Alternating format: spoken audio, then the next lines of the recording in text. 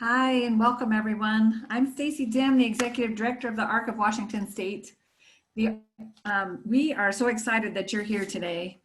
This is our second virtual advocacy day to discuss proposed budget crisis and the proposed budget cuts to our state budget and the impact of COVID-19 on our community. This is part of a 6-week series discussing the impending budget challenges with some key state legislators.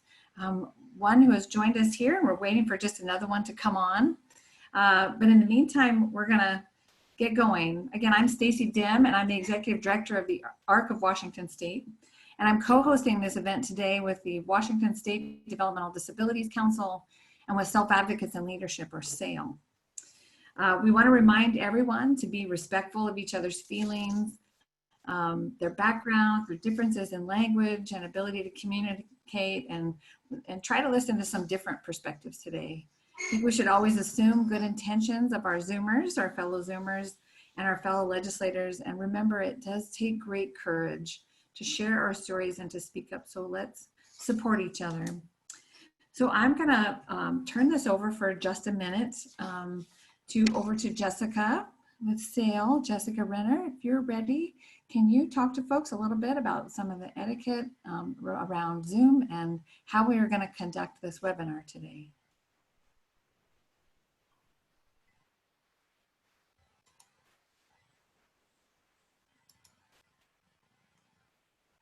Jessica, you're still on mute. There you go. Oh, unmute still.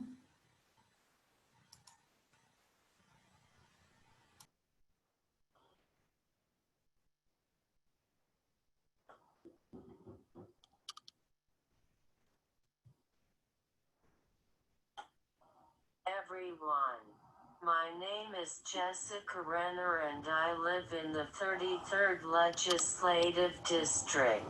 I am an advocate as well as the Advocacy Coordinator for Self Advocates in Leadership SAIL.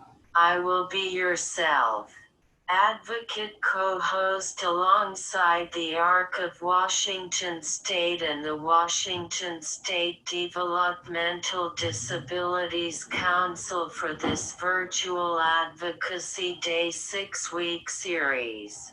There are a few things you need to know before we get started. First, everyone will be muted at the beginning of the webinar. Second, I would like to remind everyone that we are also live streaming these virtual advocacy days on our Facebook page at www.facebook.com/thearcofwashingtonstate. Third, we are also recording each week's presentation and will post the recorded sessions on our website at www.arcwa.org. Fourth, if any of the participants today want to welcome the guests or talk to other attendees, please use the chat box. If you have questions, you can type them in the Q&A box or raise your hand using the icon. Click on the raise hand icon to ask a question, or to post a question. Type it in the Q&A box by clicking the Q&A icon located next to the chat icon in the middle of your toolbar. If you raise your hand, we will unmute you when we call your name. Then you can unmute yourself using the microphone icon on the bottom left side of your toolbar. This will allow you to ask your question.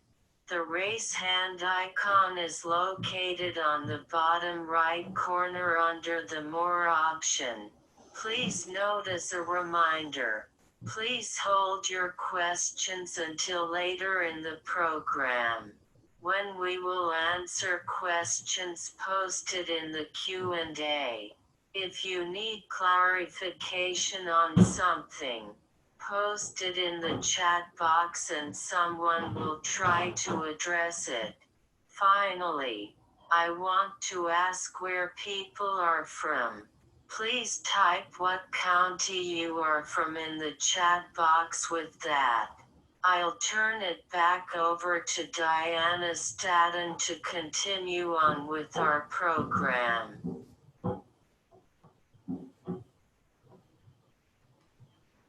Hi, everybody. Today we're going to be presenting some information, and first we have introductions. We did a little bit of this.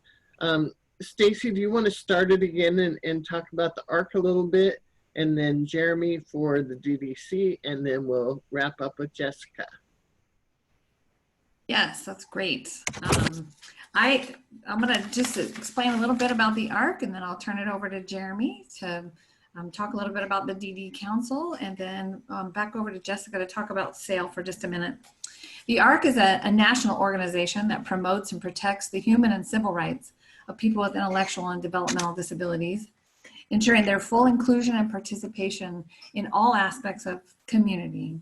We are a national organization, and we have 8 chapters that are county-based across the state.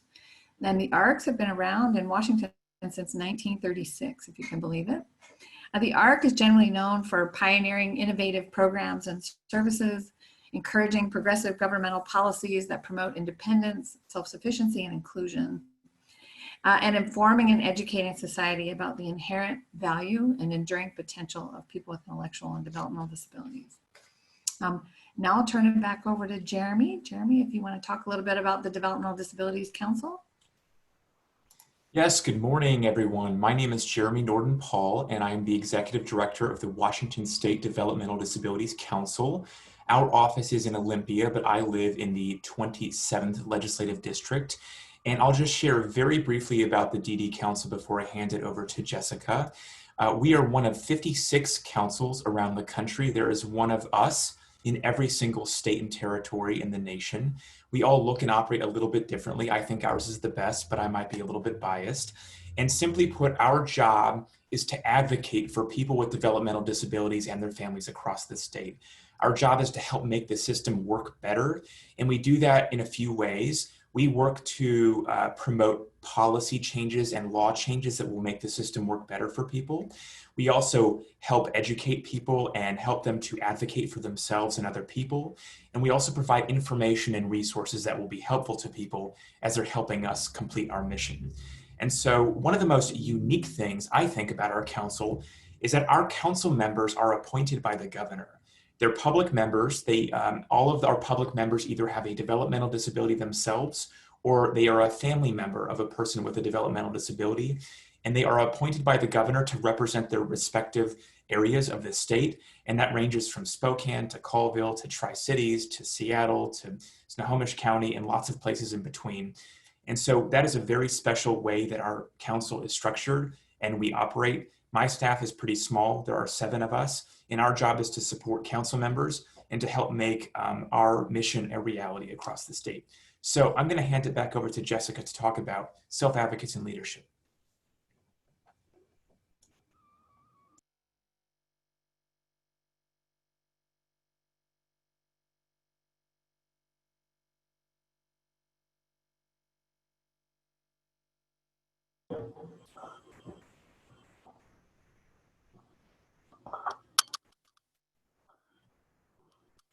Then, can you get this?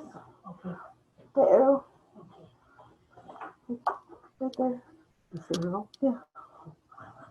And then, yep. That's it. Want me to do it again?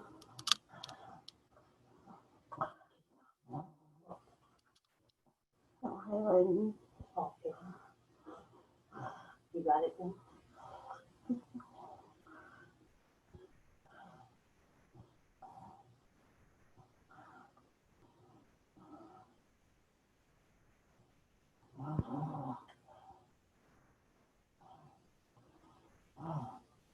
Okay.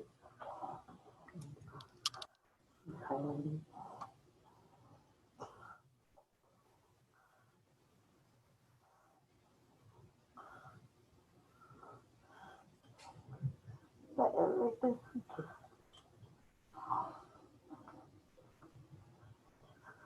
Self-Advocates in Leadership SAIL is a statewide coalition in Washington state of people with developmental disabilities.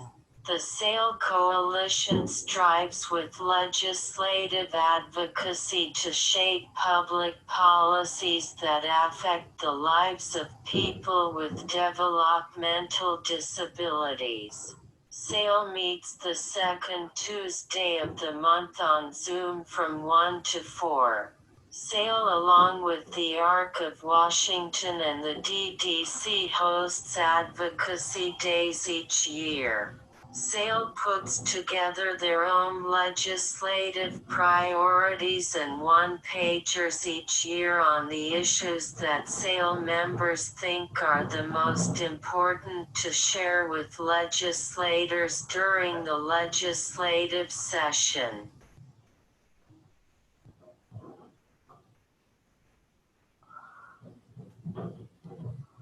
Great, thank you, Jessica, and thank you, Jeremy. I'm gonna, Diana, turn it over to you to introduce our legislators. Thank you.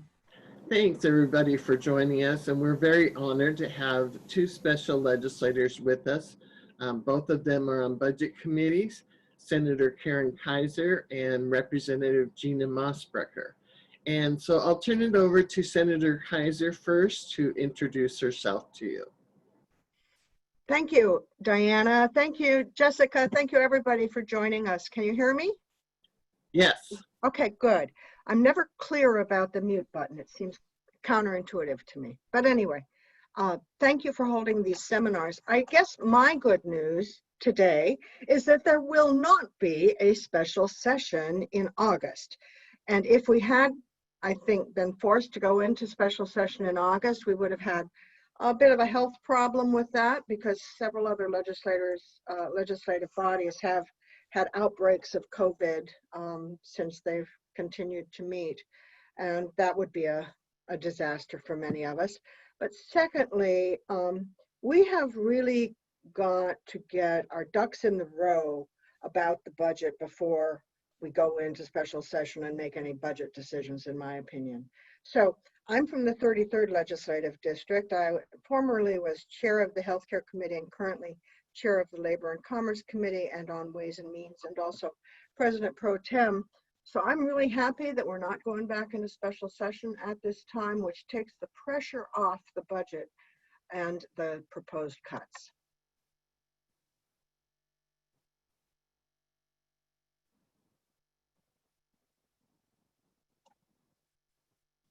And so, Representative Mossbrecher, would you like to introduce yourself?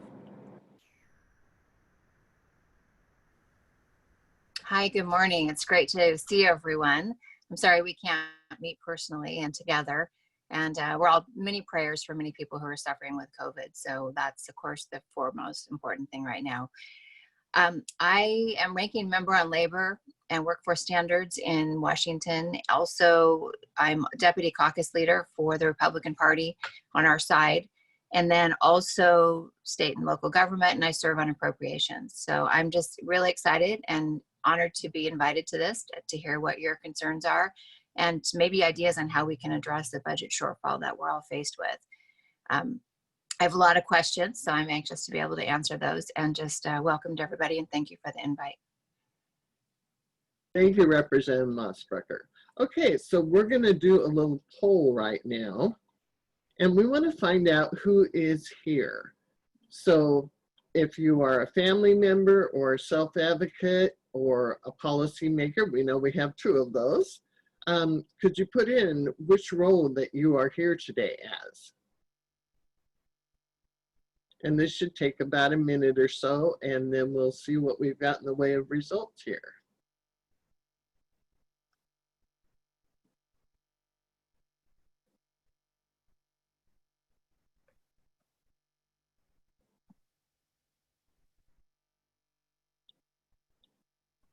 Okay, and looks, oh, we're still going a little bit.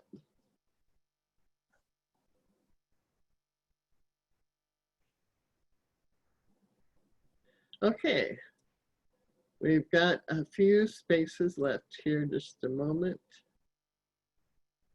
And we will stop the polling now. It looks like we have a lot of service providers here with us today, as well as a lot of family members. And we've got some self-advocates and some allies for the developmental disabilities community. So we're going to stop the polling now, and we're going to move on to our presentation.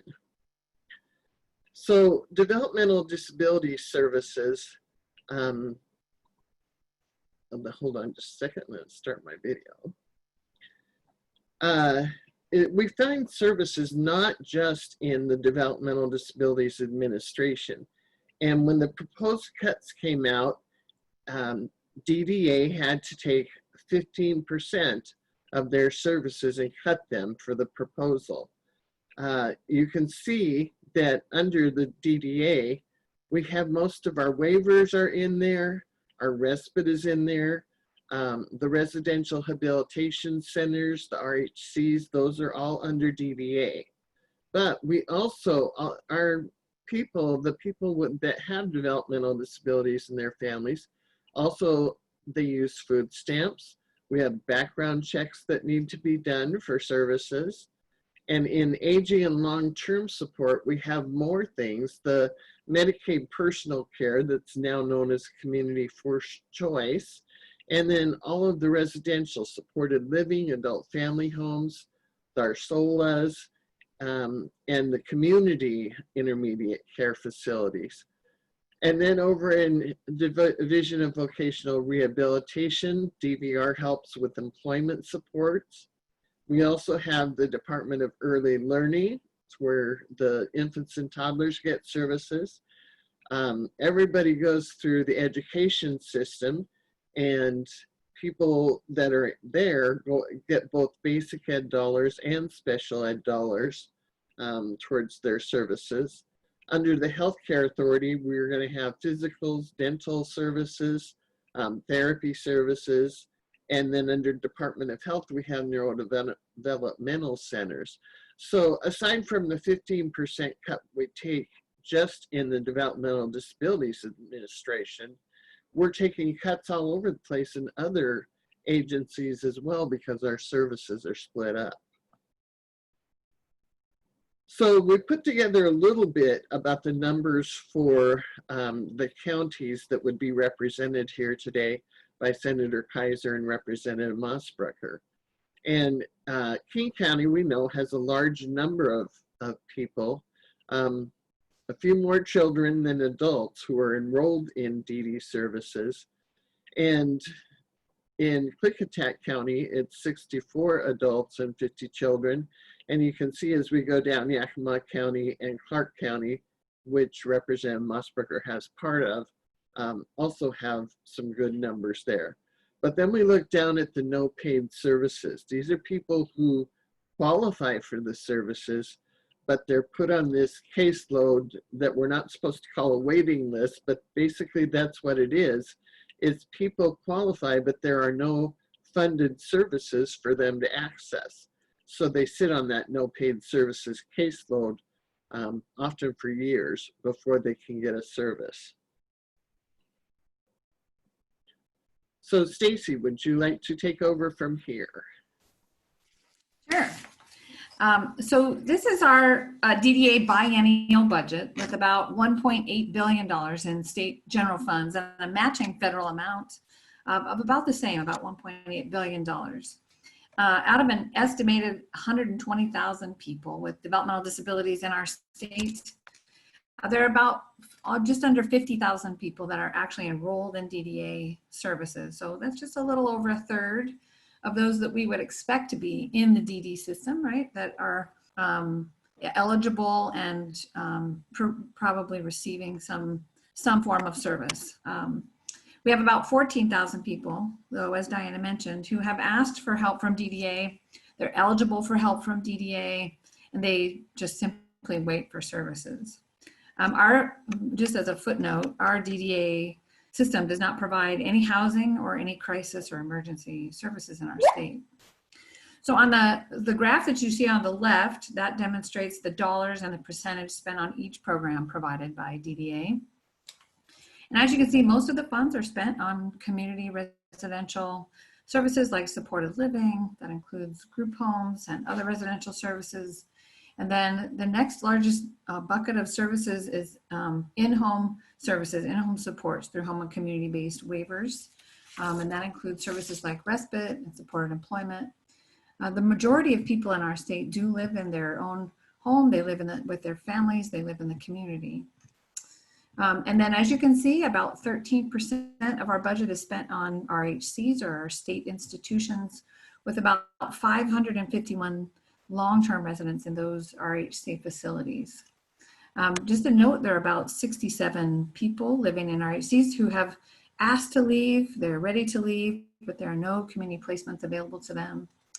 And then most recent numbers, we have about 7 people who are stuck in hospitals waiting to be in a community placement, and about 53 individuals stuck in psychiatric facilities waiting to be in placement. And we serve about 256 DDA eligible clients in nursing home facilities that are separate from RHCs. We have about, and then Diana, sorry, you moved the slide. We have, as you can see, most funds, again, spent on community services. Just a quick note, we have about 4,000 state employees at DDA, most of whom will be furloughed, including case managers who will offer a vital connection to families and individuals in the community as part of the service changes that are happening right now. Okay, Diana, go ahead and go to the next one. So this slide is some of the proposed cuts that were part of our 15% exercise through OFM, and they're pretty significant. So we want to make sure that everybody, including the legislators, understands how deep these run. The first cut would be to reduce the number of eligible clients by changing eligibility, and essentially that means we would serve way fewer people. We would narrow the definition of who's eligible to receive a service, and far more people would get a service, which means adding onto our wait list, essentially. It would cut people from the 5 home and community-based services waivers, would not allow new placements. It would reduce the amount of respite hours for eligible clients, and as most people know, respite is one of the most popular needed services. There would be no new children's enhanced respite beds and no crisis stabilization for children. In terms of community residential support, there would be a cut of 1.8% supported living rate increase that was put in place during the 2020 session, but that would be taken away. And there would be cuts to rates and staff to transition individuals out of hospitals. And finally, and again, these are just highlights. There are some other cuts, but ones that we want to make sure everybody knows about. There's a 5% rate reduction for individual and group supported employment. Diana, next slide. I think Jessica was going to go through some of these. Jessica, if you want to come on.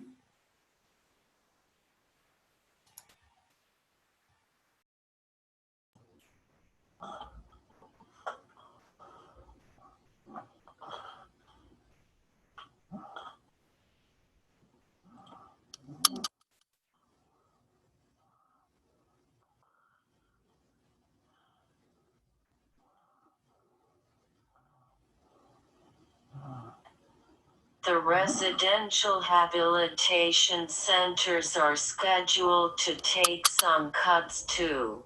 Self-advocates are happy to see that Renner will close and that consolidation of cottages will happen at Fircrest, Lakeland Village, and Yakima. But the state will keep state-operated living alternatives to move the RHC residents into. There are also services for people with IDD under other agencies, adding more to the 15% cut in DDA. The Health Care Authority is where some of the Medicaid optional services are scheduled to be cut, such as physicals, dental, therapies, interpreter services, and the dentist link for Medicaid patients. Additionally, Aging and Long-Term Services Administration will have eligibility changes and will eliminate adult day health and adult day care, as well as eliminating meaningful day programs in residential programs. The Department of Health will make cuts to neurodevelopmental centers for birth to 3 providers. Thank you, Jessica. You're welcome. Let me get the screen moved forward. Okay, so now we are going to hear from some of the constituents for Senator Kaiser and Representative Mossbrecher. And we're going to start with Travis. Let's see, is Travis still? Yes. Travis, could you unmute yourself and start your video? Hi, this is Travis's mom. He's on his way.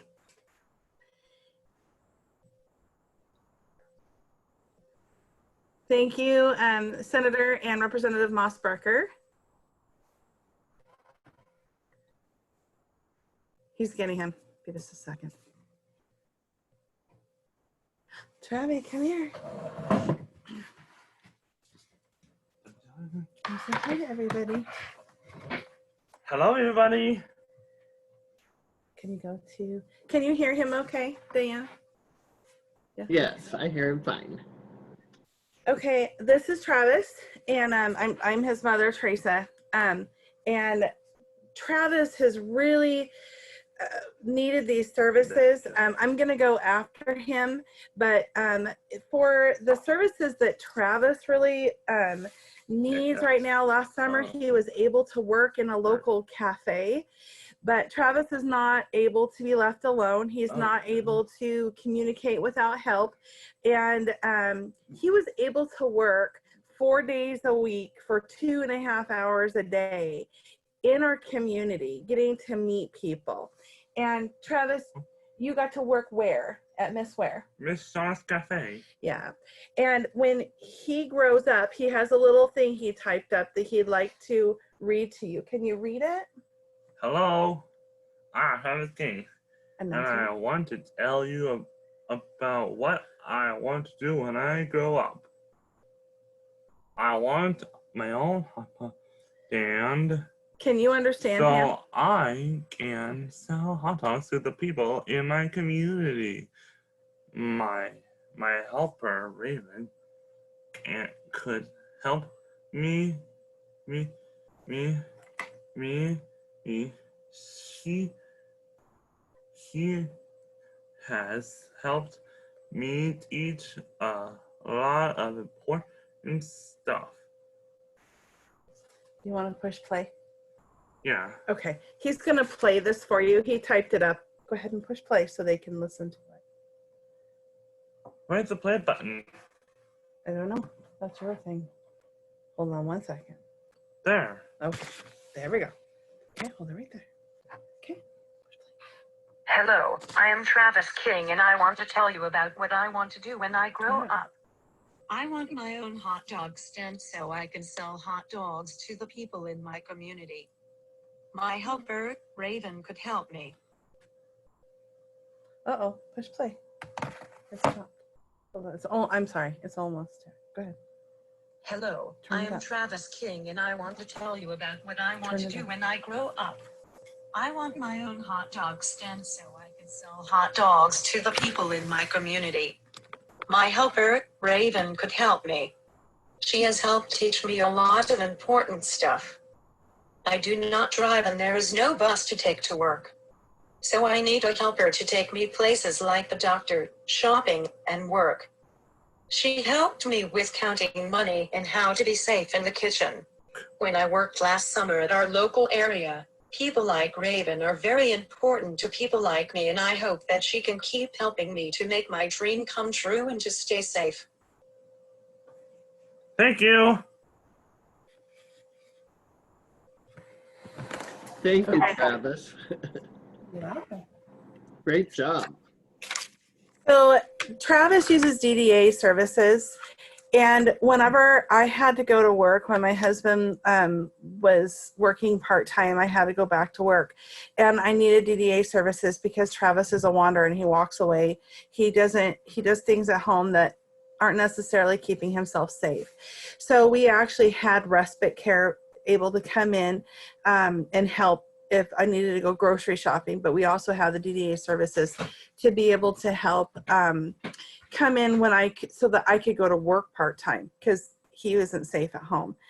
And then with the work services, there's no way he would have been able to get a job without someone to be able to help him, because that gave him his own freedom and his own experience. And because he got help with that, he now wants to own his own hot dog stand and work, a couple days a week in the public and out and get to know people.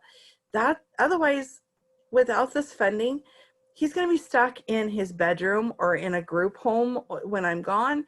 He's not going to have any of those experiences that all of us get a chance to do, and it makes us feel like we're doing something productive, making us feel like we have a purpose.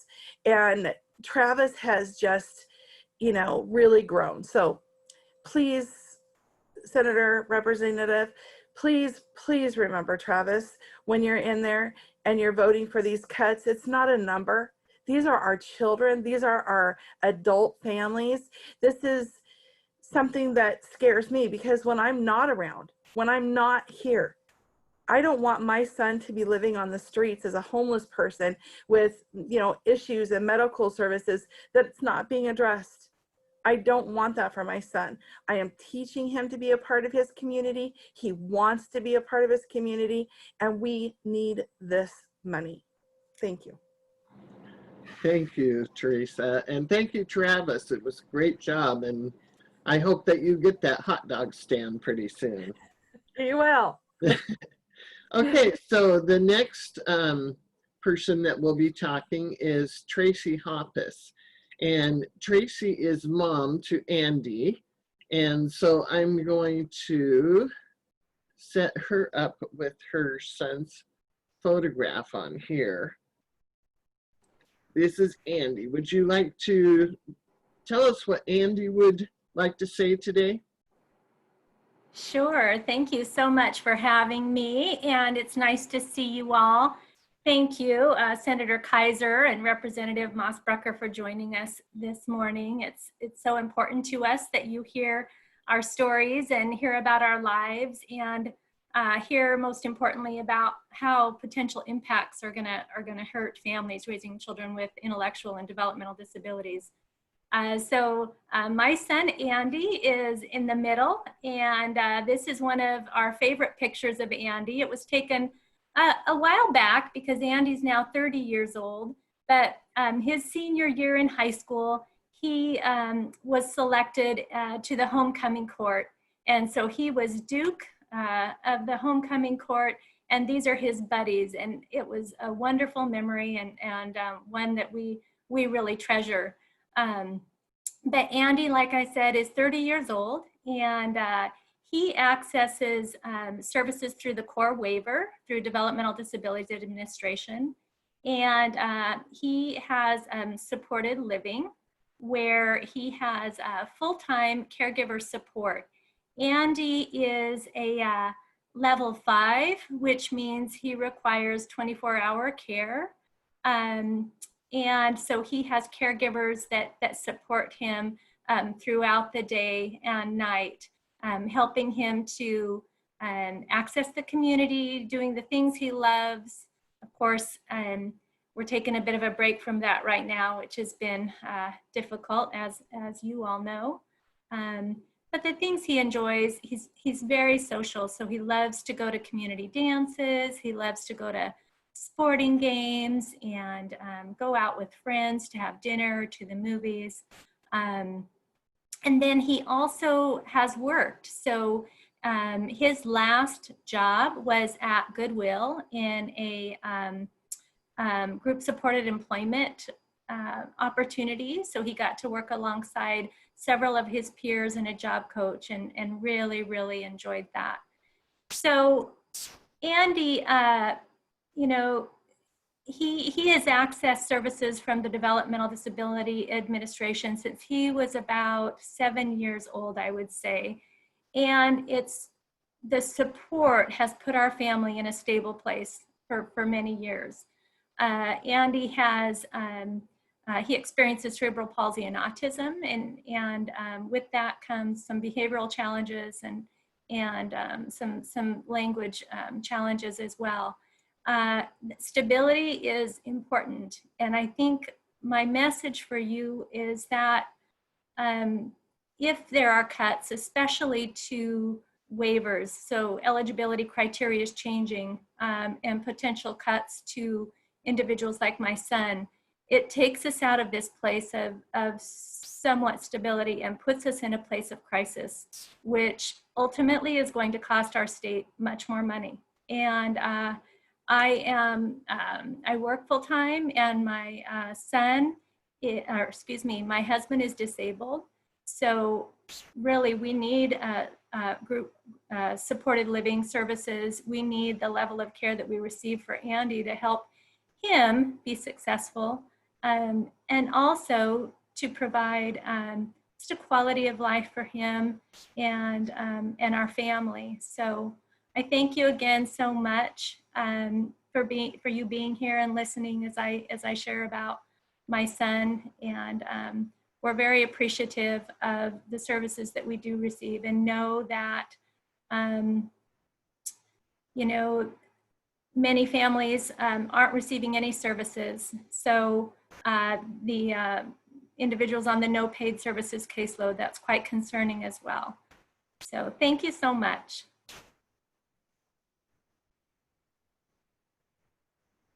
Thank you, Tracy, and wish Andy everything in the community that he hopes to be able to get. Thank you very much. Okay, and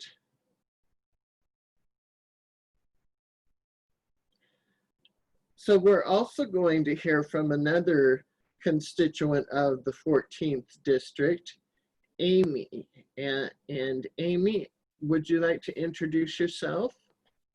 Hello, my name is Amy Brookheimer. I'm also known as Eli's mom. Have a picture of him here. This is my son, who will be 15 next month, and he has cerebral palsy. And in the CP world, there's levels, and he's level 5, which is the highest. He's 24-hour care. He's 100% tube fed, and he needs help with everything during the day. And can be a pretty expensive kid, and so he receives DDA services, and we have a caregiver that comes in and helps us during the day, and he also has the Medicaid as the secondary insurance, which I don't know what we would do without. Eli's feeding tube is a GJ feeding tube, which means he has to go to Seattle Children's Hospital about every 3 months to get that changed out. And they bill, I have my little notes here, they bill about almost $5,000 every 3 months to change that tube out, and then it looks like they pay about $3,500. And that's what my, and then the tube feeding supplies every month, they bill $4,500 a month, and it looks like about $3,600 gets paid of the claim. And so for us, my husband is retired. He has his own health issues. And so we take turns caring for Eli. He's the morning shift guy. I'm the evening shift. And then we have a caregiver during the day. I do work 32 hours a week, typically, when I'm not furloughed part-time. Right now we're doing 24 hours. I'm lucky to still have a job. Main reason I work is to have some health insurance to help us all stay safe and healthy, and keep my family covered. And I love the work I do. I work with families nonstop, that have kids with disabilities. And so I know so many stories out there and the hardships and families that don't qualify. So I'm super thankful that we do have the waiver, that we can access these services. But if they got cut, I'm not sure what we would do. I could not pay 20% of these expenses that are tube feeding supplies are monthly, and then the tube changes every 3 months. And that would be a lot to ask. My son needs help during the day with everything. He does move around in his bed, but he gets himself stuck sometimes. And he needs a friend. So with the whole COVID crisis, that's really added a new hiccup. We are used to living a life of quarantine in the winter because we want to keep him safe. He's had RSV twice, and that was not fun. One of those got him airlifted to Seattle. And so we've just always been super cautious trying to keep him healthy. So he should be going into high school this year, super excited to be a senior. And I'm sorry, a freshman in high school, his high school that his dad went to. And now with COVID, I don't feel safe sending him. So we'll be home a lot, keeping him safe, keeping him well until this whole COVID crisis is figured out. And I'm not sure what else to say, but the waiver services are very important to us, and I don't know what we do without them. So thank you for the time. Thank you, Amy.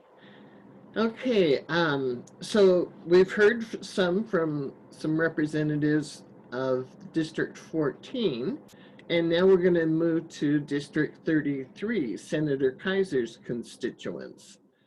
And let me see, I'm trying to find, there's Adana. Could you unmute yourself? Hello.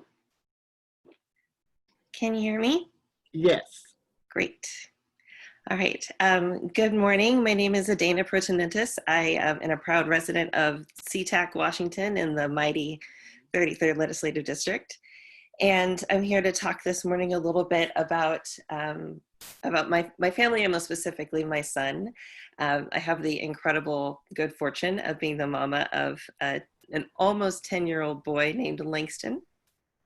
And Langston is autistic, and he has anxiety and sensory processing disorder and hypotonia. So he's kind of a complicated guy.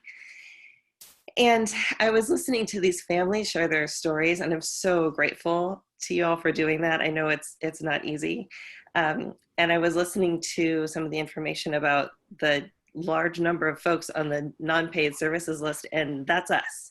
We have been on the non-paid services list for almost 7 years now. And I will never, ever forget making that phone call. My son we'd just gotten our autism diagnosis at Children's, and they give you this giant binder of paper and resources and send you off into the world. And one of the things they tell you to do is contact DDA and try to get some help. And so I called the right number from King County. And the person on the other end said, "How old is your child?" And I said, "He just turned 3. And she laughed. And it was not malicious at all. This was just candor. And she's like, "Oh, sweetie, we can't help you. The only way a kid that age is getting access to DDA services is if he's housebound and on a ventilator. That's just not going to happen. We just don't have that kind of money anymore. So you should definitely enroll and go through all of the processes and sign up and do all the paperwork and get on the list, and you can expect to wait about 7 to 10 years. And I was kind of shocked, and I was and just sad. And I thought, I said, is there anything? Is there anything else? And she said, really, no. Honestly, unless you're in a place where you're in crisis, we can't help. And I thought, that's just so awful that it has to come to that we have to wait until families are in this place of catastrophe before we can find the resources to step in and support them. And she said, and I can tell just listening to your voice, you're not there yet. You're not that desperate. So, good luck. You'll figure it out. And and go forth and do what you can. And I thought, well, at the very least, we still have access to public school and we can get services there. And for the most, today's meeting is not about public schools. So I'm not going to go into a huge degree of detail, but I will tell you that we had such a disastrous experience in Seattle public schools. It was so hard to fight for our kids' constitutional right to a free and appropriate public education in a place where we could feel like he was safe and respected, that my husband and I made the decision that it was going to be easier for us each to go out and get a second job and pay $20,000 a year in private school tuition so that we wouldn't have to have that fight anymore. And we've been doing that for 5 years. And we are tired. We are so exhausted and depleted and just stretched to the limit, but also, you know, it's the choice that I can live with. So it's what we do, because we don't want our little kid to be in crisis. We don't want him to be struggling. We want him to have the support that he needs to thrive. And these days with COVID, I think a lot about insurance. I think about the fact that because we're in private school, we access therapy for our child through private insurance that my husband gets through his employer at his primary job. And you know, what happens if that goes away? We've already survived one round of layoffs. I don't know that we get through the next one. And when we get there, what happens to OT and PT and speech therapy and psychotherapy and all these other things that my child needs to stay healthy and to keep thriving and developing and turning into this incredible little human that he is. So I want to make sure that I hold space for all these other really important stories you're going to hear today. So I'm going to wrap it up. But I just want to say that when we think about cuts to services like DDA, I really hope that we bear in mind that we're not just talking about the vital services that families are currently receiving, that there are also thousands of other families like mine who are waiting, 14,000 of us waiting to get access to these supports. And then behind that, there's thousands more that just never even get on the list to begin with because the process is so hard and because it feels so insurmountable and it's so demoralizing. And so what I ask of you, honestly, please, like I can't think of anything more straightforward, is just to commit to not cutting this. We need this. There has to be a better answer. I refuse to believe we live in a universe where the answer to a health crisis or a budget crisis that's caused by health problems is to take away vital services from vulnerable people who need them. So I welcome any questions you might have, and I'm really grateful for your time. Thank you, Adana. Well, we're going to hear from the legislators in a minute, but we still have a couple more speakers to go. So Jessica, would you like to get your video started there? Yes.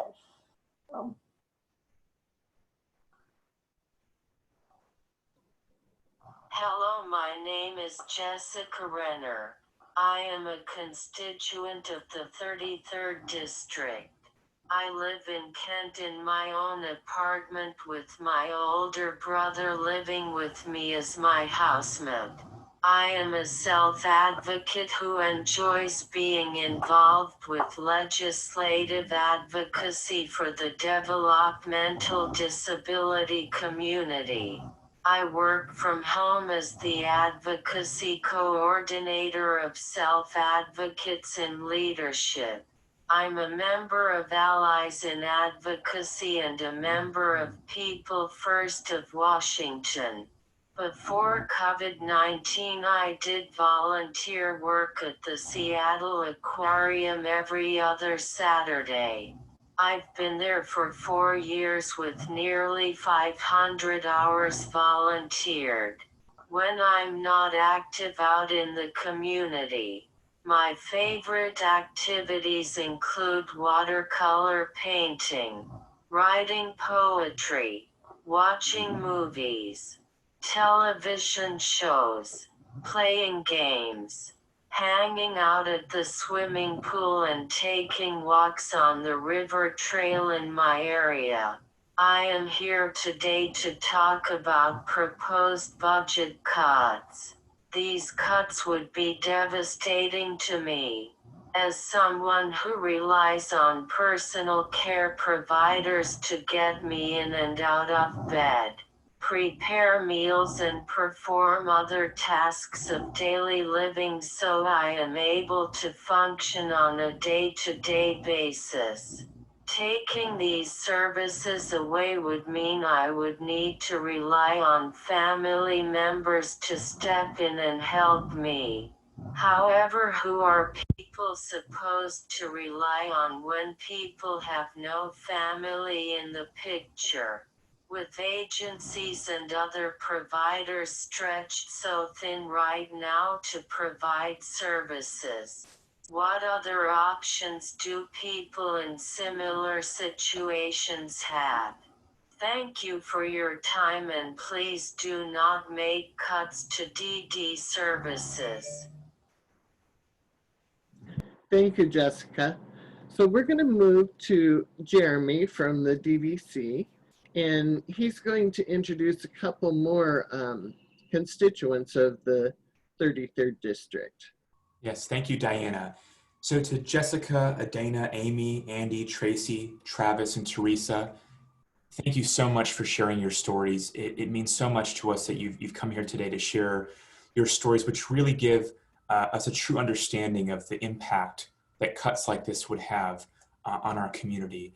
And so there are a couple of more folks that I'm going to ask to share briefly. They were not included on this slide, but they are constituents. And so there are two folks, Nizar Ali and Molly Mccoy, and we're going to start with Nizar, and we're going to unmute you, and we are going to ask you just to share your story for a couple of brief minutes, and we'll do the same thing for Molly. And once they've each had a chance to share, we're going to turn it over to our legislators to respond to some of the stories and questions, and we'll go from there. So the first thing we'll do is go ahead and ask Nizar. Go ahead and share your thoughts. Good morning, everyone. Sorry, I don't have the video here, so I'm going just to the audio. So my name is Nizar Ali. I am a parent of two kids with special needs. I am from District 47. Thank you very much, Senator Kaiser and Representative Gina, for being there and for all of you. So my son is 21, and he, when I was listening to all of these, I was really shocked that the first coach will start next week, and we had the first appointment with one of the employment agencies next week on Tuesday. So hearing all of these cuts and proposed cuts really will impact everyone in the family, specifically my son. So we have been waiting for this opportunity to get him a job for so long. So this is really very it will be really frustrating for my son and for the family. So without in general, without DDA services, like having caregivers at home and, all these things, I wouldn't be able to work. I'm an English teacher. My wife is a part-time instructor.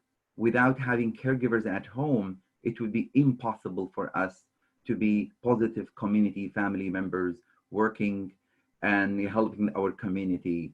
So cutting is really will have a huge impact on all of us. At the same time, when I was listening to all of this, one of the proposed cut is about the interpretation services and therapies.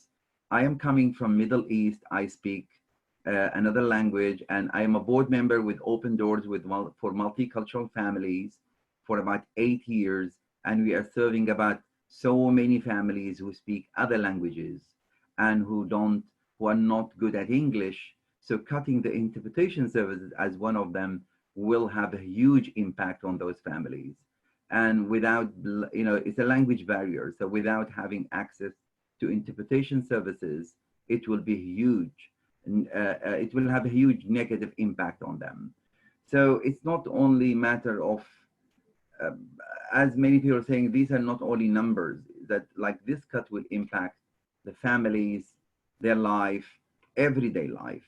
So one of the challenge we are having now is the waiver. So we were having a lot of challenge to move my son from basic waiver to core waiver in order to have more services. So with this cut, it means even maybe the basic waiver will be removed. So I really, I don't know. So I just want to say, please take all these into consideration before you move on those cuts. So the language interpretation, the job coaching, the respite hours, I don't know, there's so many things to talk about. So please keep in mind my son Hassan, he's 21, and Dalia, who became 13 just last week. She has Down syndrome. So I have 2 kids with special needs at home. And that makes it even worse, right? More challenging, more frustrating when I hear all of these cuts, it might happen. So thank you very much again for your time. And I wish just you keep those names in your mind when you listen to these cuts. Thank you very much. Thank you. Nizar, thank you so much for sharing your story, Hassan's story, Dalia's story. It means a lot to us. We're going to ask Molly to share a few brief thoughts with us, and then we will turn it over to our legislators to respond. Hi. It looks like I don't have video either. I'm sorry.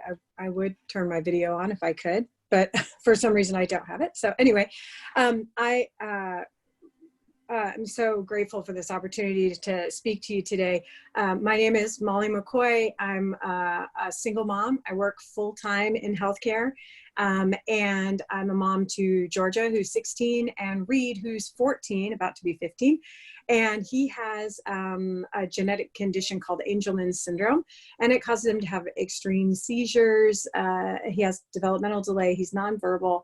And the key point is he's also incontinent at almost 15 years old, which is pertinent to this discussion because it really is one of the factors that causes him to need extra support. So along with, some kids who have feeding tubes and such, when you have an older kid who still wears diapers, limit your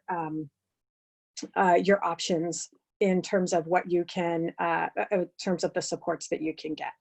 So, oh, and I do have video now. Hi, I'm coming to you from Reed's bedroom. So anyway, so I just wanted to share this because we live in Des Moines, so we're in the 33rd district, and I wanted to make sure that folks realize that if we lost those supports that we have, which are respite and personal care hours through the Basic Plus waiver, and we also get home and community services. Oh, hello, there you go.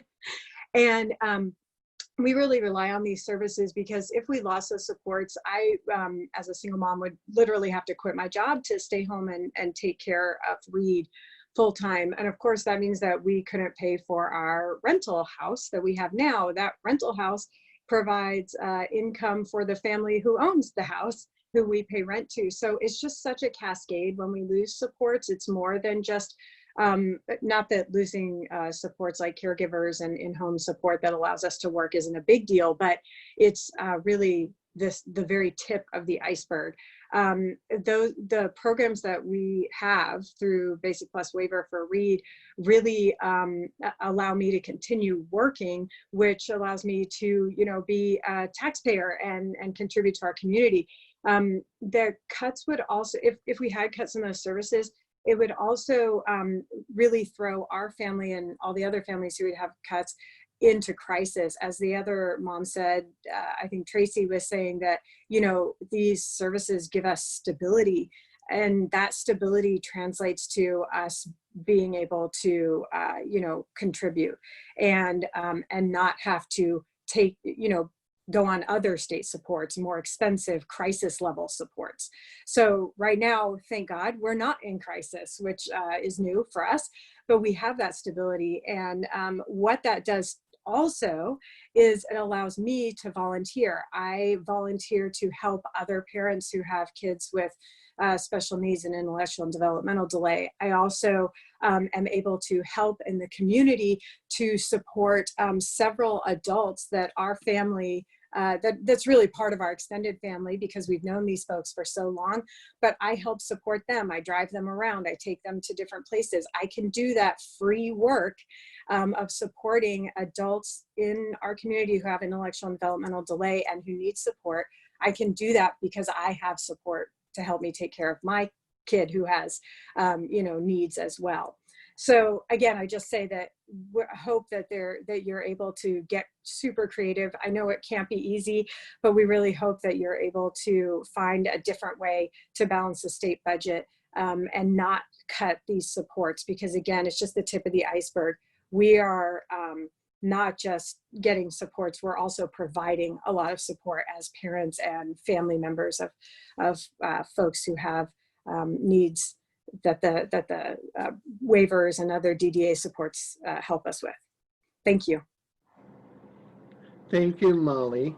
And now we're going to give the legislators a few minutes to respond maybe to some of these concerns that they've heard about from their constituents.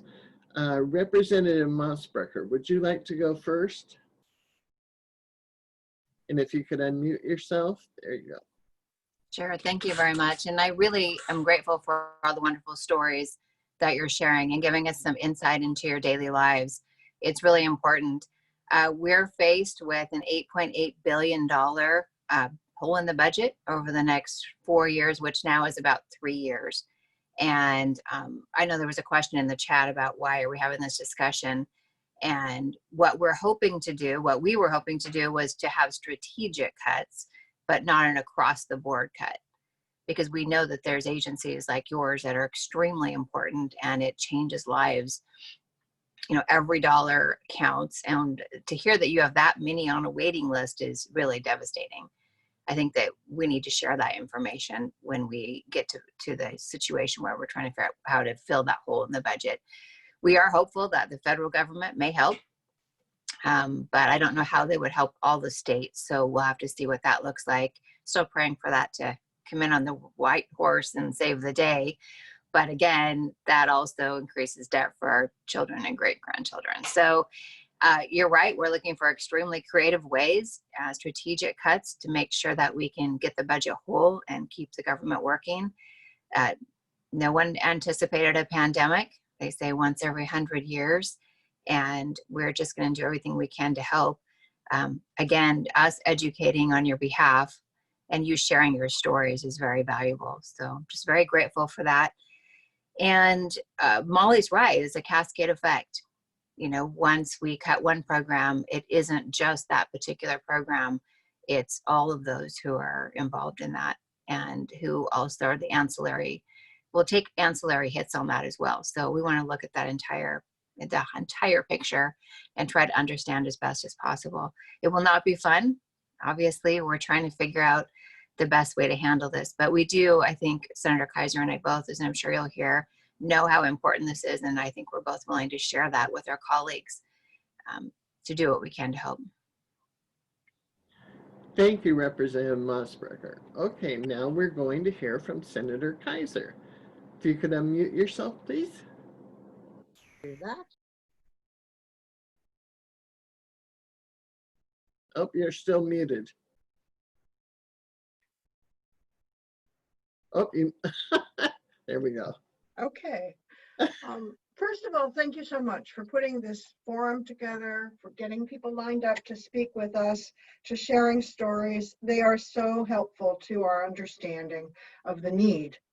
And I want to reassure you that these proposed budget cuts are an exercise. They are a budget exercise that the governor requested happen as a preview, perhaps, to a special session. And as I said in the beginning, I'm really pleased we're not having a special session, because that means these budget cuts are really not going to happen this year. However, we do have a budget hole. Representative Mossbrucker is totally right. We have a huge budget hole because when we have a crisis like the pandemic, our main source of general fund revenues are from our retail sales tax. And when people aren't out shopping and buying and new cars and new refrigerators and all the other stuff, we lose huge amounts of revenue, and that has to be made up somehow. We don't have an easy way to do that yet. It is possible the federal government will pass another pandemic package before the end of the year. So holding off on a special session until the federal government acts has a lot of merit, in my opinion. I have been around a while, and I was the chair of the healthcare committee in the Senate when we had the Great Recession. And we had to, because that was another free fall when all the banks started having major financial crises and all the houses were being foreclosed on. We had to cut our general fund budget by almost 1/3 in a 60-day session, and it was a bloodbath. I was personally responsible for having to eliminate the basic health plan. I cried myself to sleep for weeks because I knew that people would be ill and maybe die because of that. And I will not do it again. I will not go in and do an all cuts budget like we did in 2009. I cannot do that. I cannot sustain that. So looking forward, we have a couple of choices. We have the federal government helping. We have perhaps some selected cuts. And I would invite the community, the DDA community, to put their own pencils to the paper on proposals that might work best in terms of discrete cuts and service changes or delivery changes. And I would really invite you to join us in that conversation because we don't know everything. And you probably, as frontline experienced, living the experience situation, have much better understanding than we do from all of our spreadsheets. Even though we hear the stories, you live it every day. And that's so vital to know. So I would invite you to join us in the effort we will have to make in our regular session beginning in January to adjust our budget. A third piece of that tripod, the federal government, the selected cuts that are hopefully agreed to by our communities, and third piece of that is new revenue. Unless there's a magical return to purchasing cars and automobile refrigerators and all the other stuff, and our retail sales revenues go through the roof, we're going to have to find some source of revenue that can replace, at least in a point in time, the retail sales tax revenues that we've lost. So those are the kind of frameworks I'm working on. I am not hard and fast on any one solution, but we do have to put pieces together here. It is a big puzzle. It is not going to be easy to solve. And I ask for your help in getting to a solution. So once again, thank you so much for sharing your perspective, your personal stories, and putting the forum together. And I also just have to thank Jessica and all the other advocates at SAIL for putting themselves forward, coming to Olympia, and doing such a great job of expressing and explaining what you need. Thank you. Thank you, Senator Kaiser.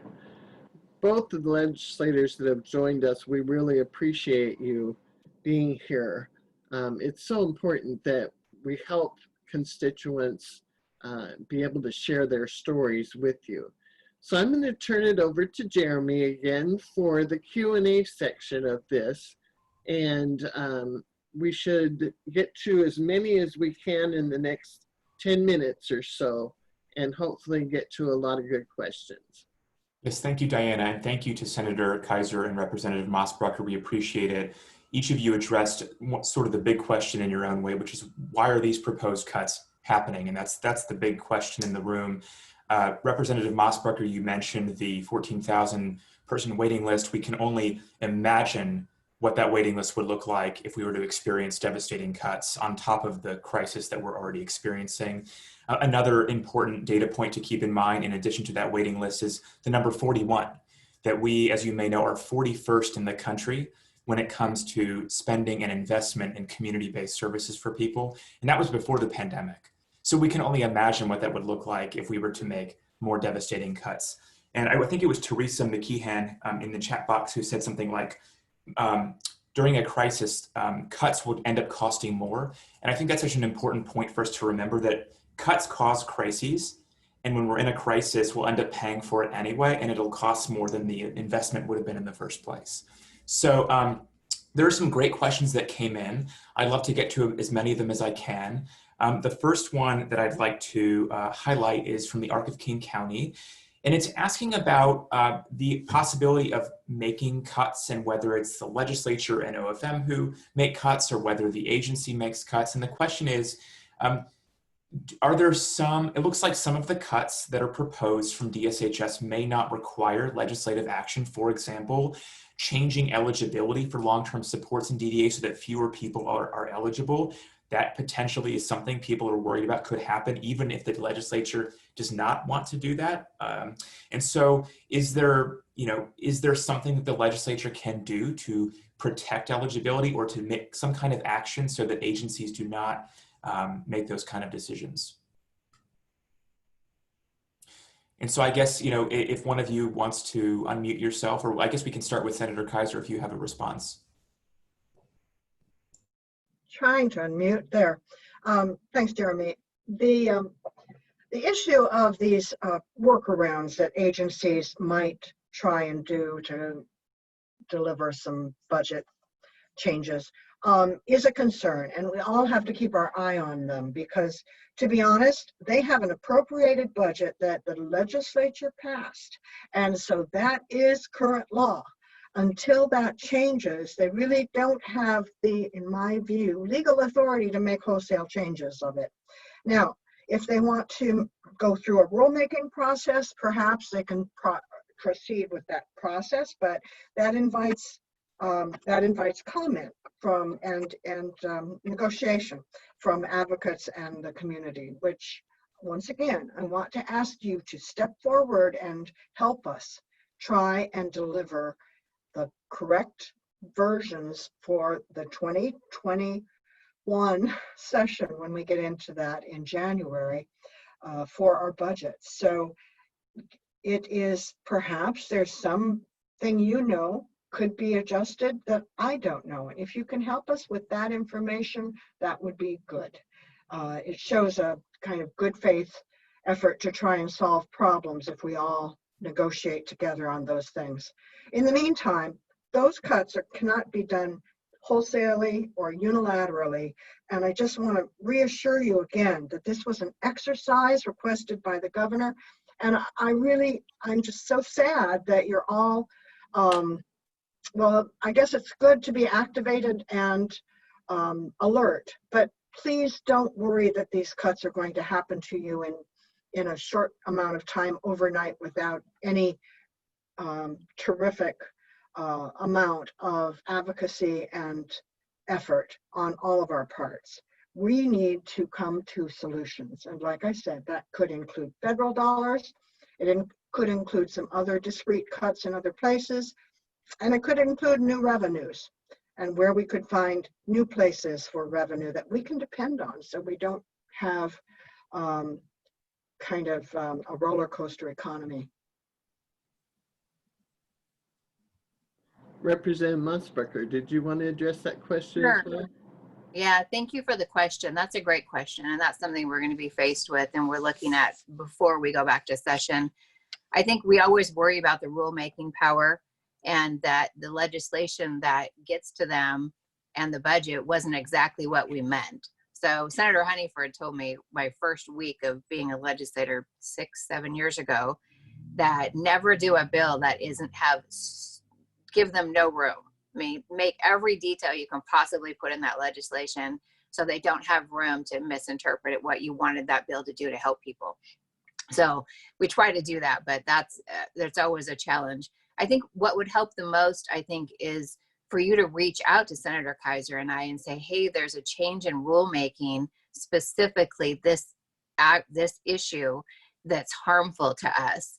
And then if need be, if they don't listen and switch it back, then Senator Kaiser and I run legislation to counter it.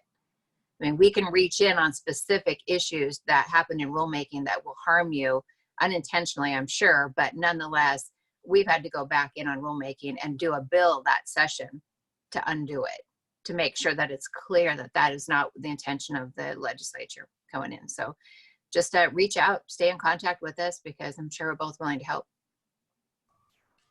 Thank you both so much. In your responses, you addressed several of the questions that have come in. There were a couple of questions about revenue, which you both addressed in different ways. There are a couple of questions and comments around Medicaid match funds. And the big question is around, well, sort of a comment, which is that any cut that's made to long-term services is essentially a double cut because it also causes us to lose the federal match. And so there are a few folks who are curious if either of you have an approach or a response to that possibility of essentially getting cut twice. I have always maintained that we should maximize federal match. That has been one of my guiding principles in budgeteering, because if you can double your money with the federal match, it makes no sense to cut at that point where you're going to lose another 100%. So I would say, unless there's some real difficulty or problem or issue that we don't know about with a service that has a federal match, those are to be left alone and maybe even expanded, because that increases the match. Thank you, Senator Kaiser. Representative Mossbrucker, would you like to respond to that question? Sure, I concur 100%. I'm a business girl. I own and operate small businesses, and everything's about the return on investment, not only in dollars, but in services to people. So again, we're gonna hopefully touch those last, and they'll be a last resort, because we are maximizing what help goes out to you and also what makes the most sense financially. So great question though. Thank you both for your thoughtful replies. There have been a couple of questions around transportation. A lot of our conversations tend to be focused around direct services and how critical those are for people's daily lives. Another really important part of the conversation is transportation, accessibility, availability, funding for transportation, because if folks can't get around, it makes life very, very difficult. And so do you have any thoughts around the availability and accessibility of transportation and the possibility of that being further reduced or cut in light of this crisis?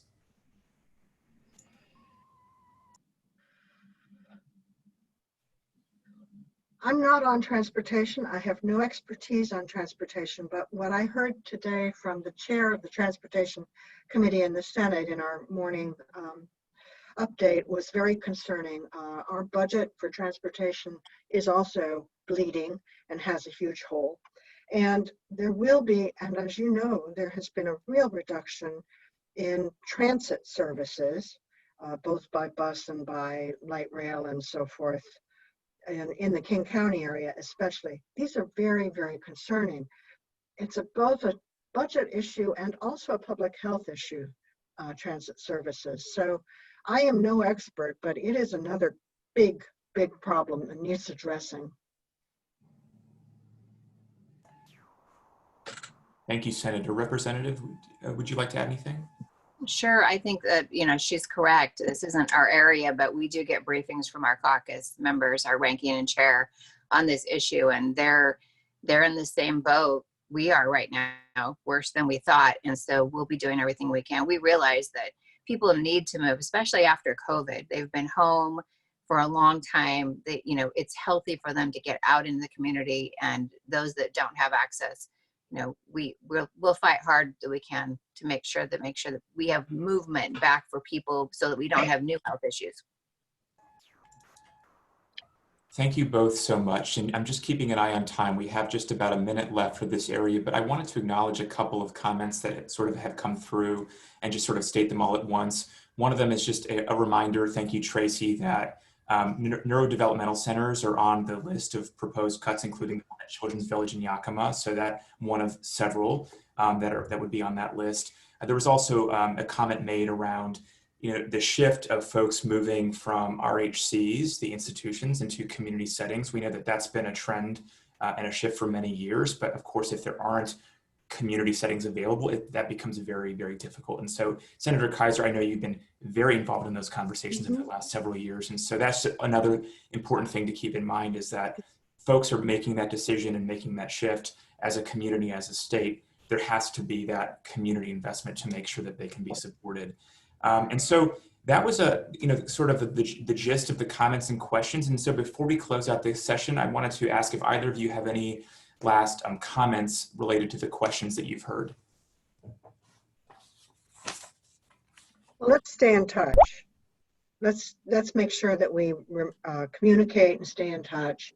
I would bring forward that I am on the task force to implement the Ruckelshaus recommendations, which Jeremy, you and I and many others have spent dozens, hours, hundreds maybe of hours on over the last 3 years. So it's time for the rubber to meet the road and we get the implementation plan in place so we can move forward to really transforming our services, especially those currently that are in long-term residential settings at RHCs.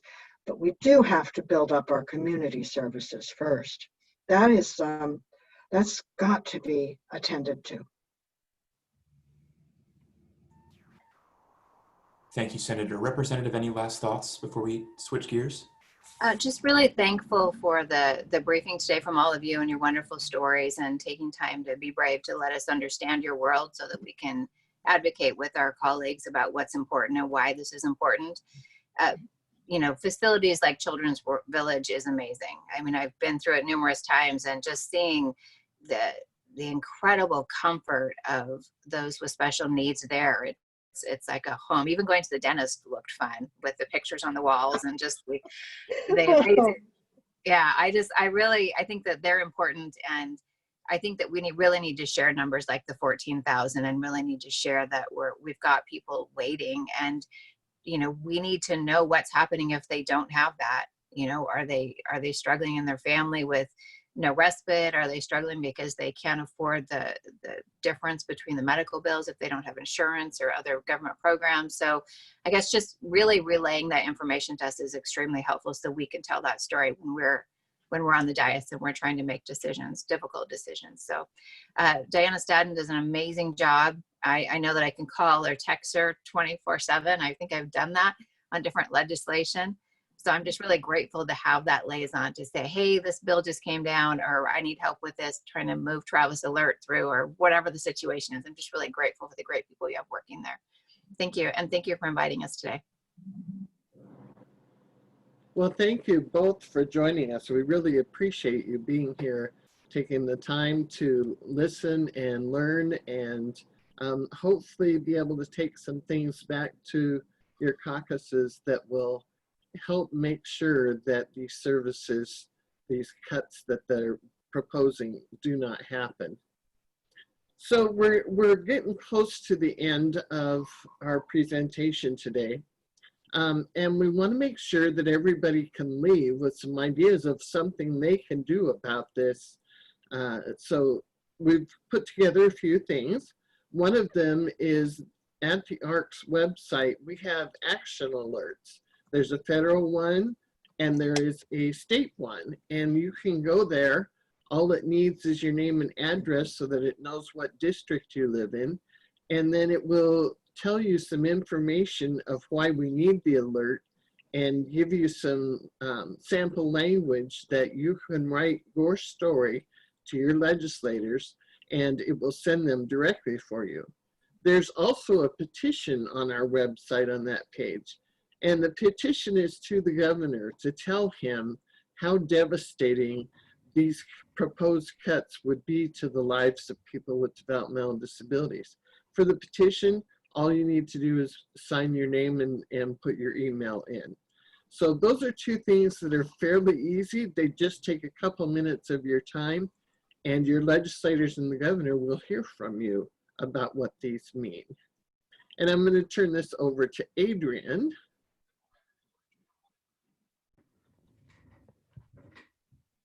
Hi, everyone. Are you able to pull up the toolkit, Diana? No, I don't have that up here. Okay. Well, I'm Adrienne with the Developmental Disabilities Council, and we have created a toolkit, an advocacy toolkit that lives at the link in the slides. I would be happy to answer any questions for folks who are eager to get involved in educating and advocating for the services and the programs that we also desperately need. So thank you.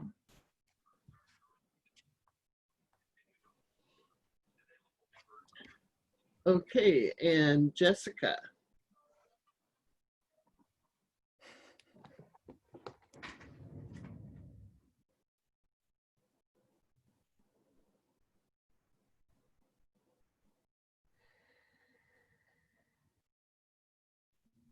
Legislator.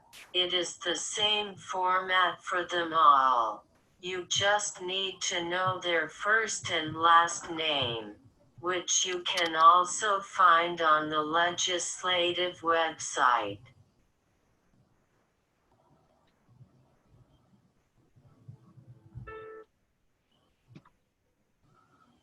Okay, so we're getting this wrapped up. There are groups that you can join on social media sites like Facebook.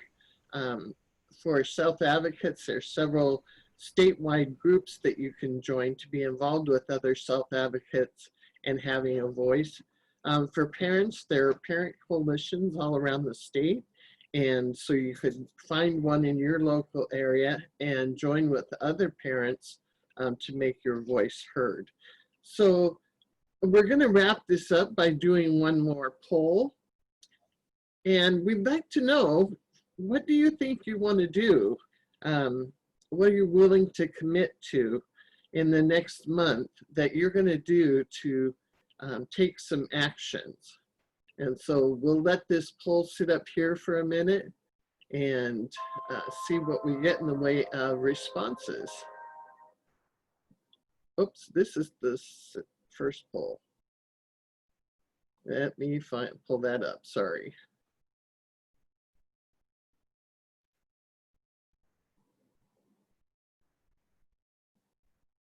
Okay, it's not pulling the second one up.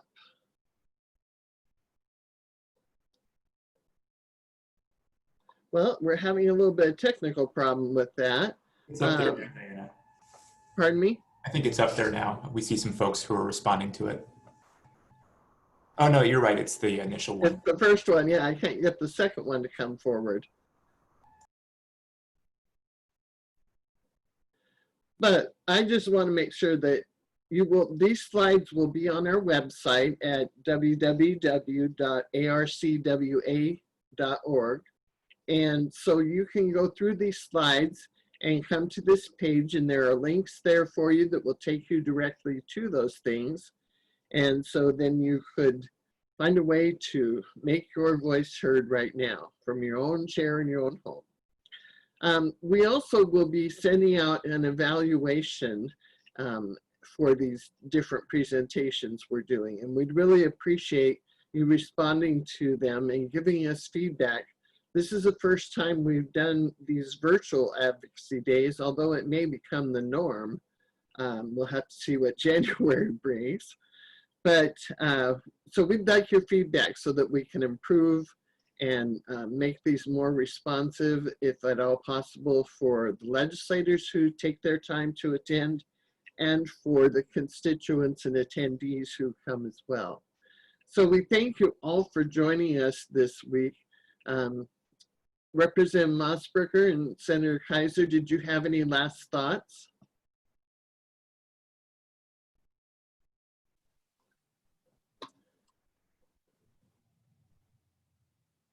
Yeah, this is Representative Mossberger. I don't. I'm just really grateful for the information. It's helpful. And again, just reach out. You guys do an amazing job of paying attention. The action alerts is a great idea and a good example of how you're on top of things. And then just know that we're both accessible and ready to help any way we can. But attaching a story to it makes it real for us. And so I'm very grateful for those who are living this daily and willing to share their story. It makes it real, and it makes us show how imminent it is to help as fast and as strong as we can.